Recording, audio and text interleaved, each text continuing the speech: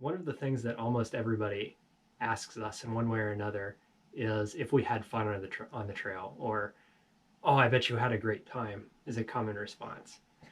And though most of it was very enjoyable, and there were lots of times when we did have Fun?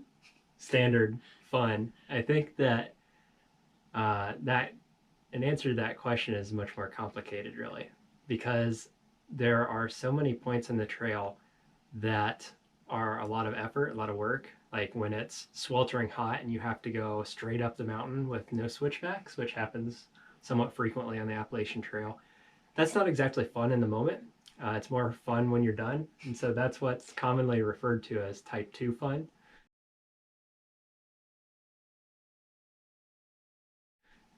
And so there's quite a lot of that on the trail. And you can also consider that the trail is a lot of green tunnel and low on big views. And so that's the kind of thing where you look back on it and say, it was enjoyable in a lot of ways, contemplative, introspective, but fun isn't necessarily the word you would use. You're not necessarily having fun all day, every day. Another thing that a lot of people have is they get really bored, and you get the monotony of just walking all day, every day, really grinds some people down.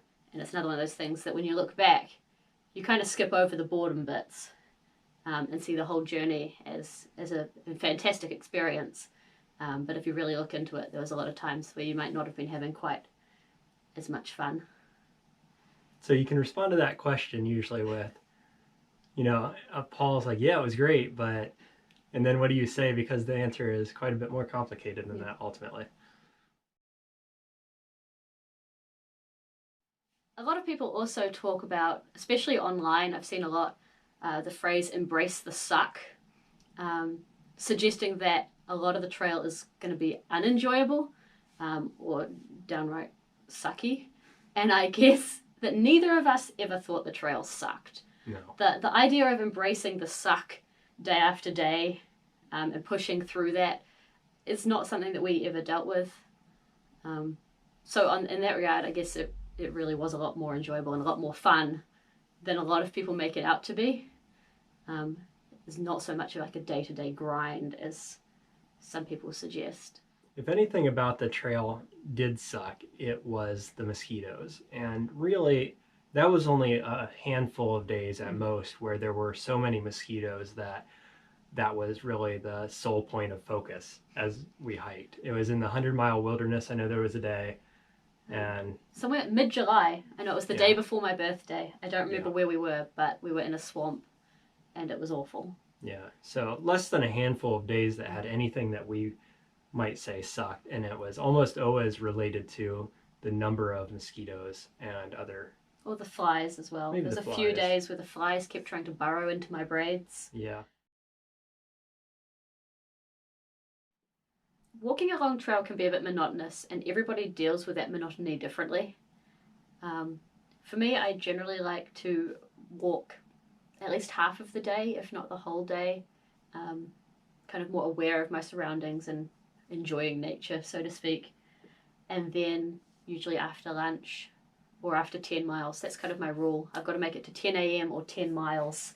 And then I can, I guess, plug in, so I'll listen to a podcast or some music as I walk to kind of pass the afternoon a little bit quicker. I started the trail with a plan of not listening to anything. I didn't even have earbuds at the beginning. And for about a month, that was the case. I didn't listen to anything at all. After that time, Chili kind of got me into podcasts a little bit. And once I discovered that, I listened a lot more than I ever expected to, mostly to podcasts, very little to music, some audiobooks and things like that.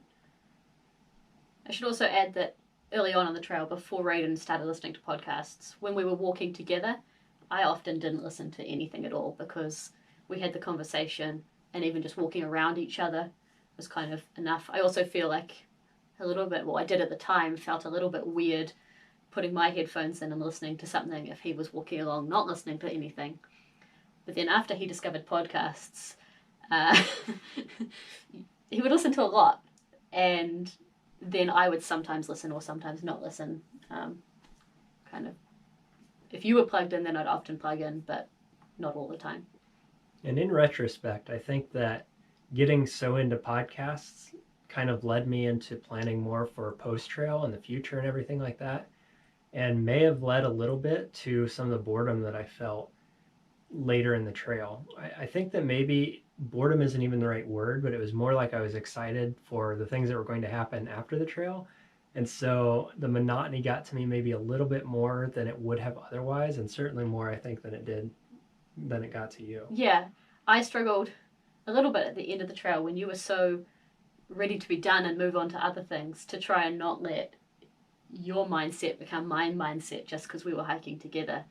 And I definitely think there was a little bit in there where I was almost like, I don't know how I feel about this because I'm trying so hard not to feel like you feel, that it was a little bit weird, but I sorted myself out as well.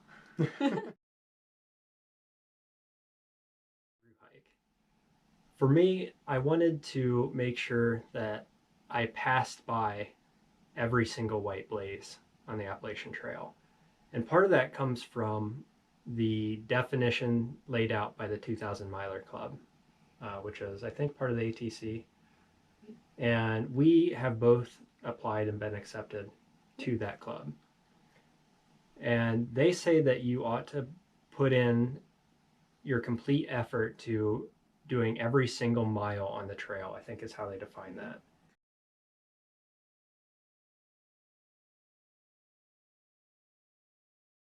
And so I took that to mean every single blaze. It's the easiest way to think of it. Yeah, for me, I was a little bit more loose. I wanted a continuous footpath, but I didn't mind if I took a side trail that took me to a shelter or a water source and then took me back to the trail, 100, 200 meters, a kilometer down the trail. So I might have skipped a short white section, but walked parallel to it, visiting something else. But because Raiden really wanted to touch every white blaze or see every white blaze, we would go into a water source, come back out the same way, and then continue forward on the white blaze trail instead.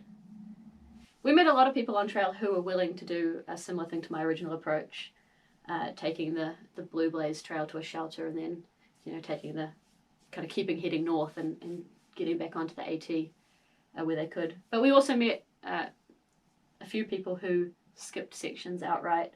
There's no alternatives on the AT really. Very few. So, if you want a continuous footpath, the only way you can really do it is, those really short, couple of 100-meter trails around, which I don't see as a... Yeah, or a couple of ridges that there are blue blazes around in case of bad weather, but we just hit them such that there wasn't bad weather at the time when we went through, but other people may have, and may have blue blaze for that reason. But I also consider that a completely legitimate reason for not following white blazes. There's an inclement weather trail there for a reason, and it would be potentially foolish to take it if the weather conditions were such that you should have taken it. Right, which is one place where my way of thinking about hiking the trail would have conflicted with safety potentially, but I would have found a way to do those miles. Yeah. Sit and wait. And there will be dangerous. Yeah, that's right. Whatever you're going to do. Other than safety reasons, hiking the trail with a purist philosophy of having to walk past every white blaze can also conflict at several other places, such as in New York, where there is a zoo, which is actually on trail, and the path through the zoo is white blazed. They close that zoo down at normal business hours. Yeah. So by the time that we got to the southern entrance to the zoo, it was locked up. And there is a standard blue blaze around that zoo ending at the north end. Well, when we got around there, I knew that one way or the other I was going to do those white blazes, and the gate happened to be closed but unlocked, and I went in, made it about halfway or a little better before one of the zoo employees caught up with me and gave me a little bit of a rough time as we continued to walk towards the southern gate, but did end up letting me walk all the white blazes and let me out the front gate, and then I walked back around through the blue blazes. Whereas I walked around the zoo by the blue blazes and then sat under a tree and waited while Raiden got escorted out of the zoo, which I was perfectly happy with. I had no interest in walking through a closed gate into a closed zoo after hours. That didn't bother me.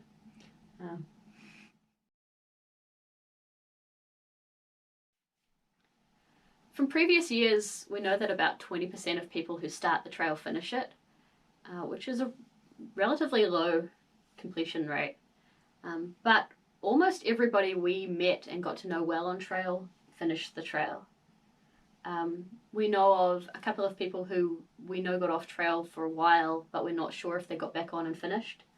And we know of at least one couple who flip-flopped, which was their intention, but then didn't finish the trail. But other than that, I think that everybody we met finished. Right, the vast majority did. Which is unusual. I would say so. Especially, I guess, compared to my PCT experience, where almost everybody I met when I was through hiking the PCT didn't finish for one reason or another, which was once again unusual, but in the opposite way. On day 4, we met for the first time a trail family. And day 4 is pretty early for upwards of 10 people to be associating closely with one another and considering themselves a trail family that planned to hike the whole trail together, which they did that early at the time, which was surprising for us. And we thought that was unlikely that all of them would finish, just statistically speaking. But it turns out they did. They finished all together. Yeah. Anytime we saw them along the trail, which we did several times, they were still together, and at least half of them at a time. Yeah. But it turns out they all finished, and they were together from at least day 4, probably before that. So that is very impressive and statistically unlikely. I wonder if them being in that group and getting so tight so quickly is the reason that they all finished. I could see that, yeah. Because you couldn't let each other down, or you had that support that maybe other people didn't have to kind of boost you along if you needed it. I could see that. They also approached the trail and planning of the trail quite differently than we did. Whereas we kind of were winging it in between each resupply, they had things planned out several resupplies in advance at least. And they knew how many miles they had to do every day and how far they were going in between each resupply, very specifically. So the day we met them, they were sitting down around a map as a large group, planning out where they were going to go each night. And I think maybe looking at almost 2 resupplies ahead, which for us, we had only just met at that point. So, neither of us had planned very far ahead, but certainly weren't planning in that detail at all. Which is interesting because they couldn't have known each other much longer than we did, knowing that they all met on trail. So it's interesting the way that different groups approached similar situations, I guess.